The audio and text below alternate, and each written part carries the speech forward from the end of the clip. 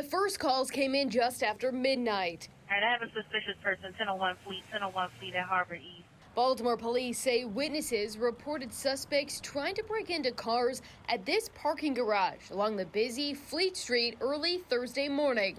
Officers arriving on scene and later, I have one to change. Ultimately, Baltimore police say 2 juveniles were arrested. A 15-year-old who, according to BPD, bit, kicked, and spat on the officer. A 12-year-old also arrested. BPD says both were taken to the Baltimore City Juvenile Justice Center for processing. It's unclear what happened to those young people after that. The Department of Juvenile Services telling me it is prohibited by statute from commenting on individual cases. It's the latest example of how little the public knows about young offenders and how their cases unfold. So these kids just keep cycling in and out of intake and back out on the streets. Sean Kennedy with the Maryland Public Policy Institute also points back to Harford County, where the suspect in the Joppatown High School shooting, 16-year-old Jalen Prince, had 10 different interactions with Harford County Sheriff's Office since 2022, according to the sheriff himself. But the public has no clue what those interactions are, making it more confusing for the public since it was revealed during Prince's bail hearing he has no criminal record. Again, DJS barred by state law from saying anything about juvenile cases.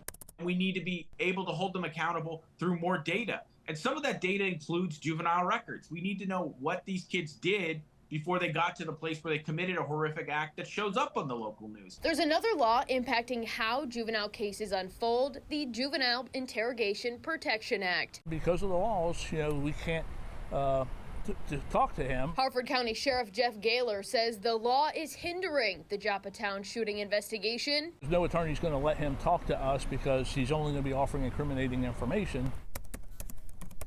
The juvenile justice reforms that were put in over the last 5 years have been proven to be a disaster.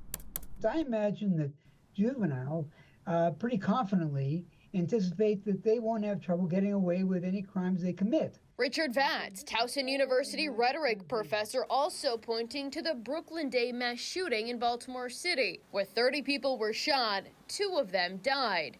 Most of the people involved, juveniles, and more than a year later, not one person facing homicide charges. There is so much tolerance of juvenile criminals, and if they had the ability, adult criminals. And the question is, the old question, are you on the side of society or are you on the side of the criminals? And there are many people who don't find it to have any drawbacks to be on the side of the criminals. The push underway to change the Interrogation Protection Act, but lawmakers had a chance to tweak the law last session and chose to leave it in place.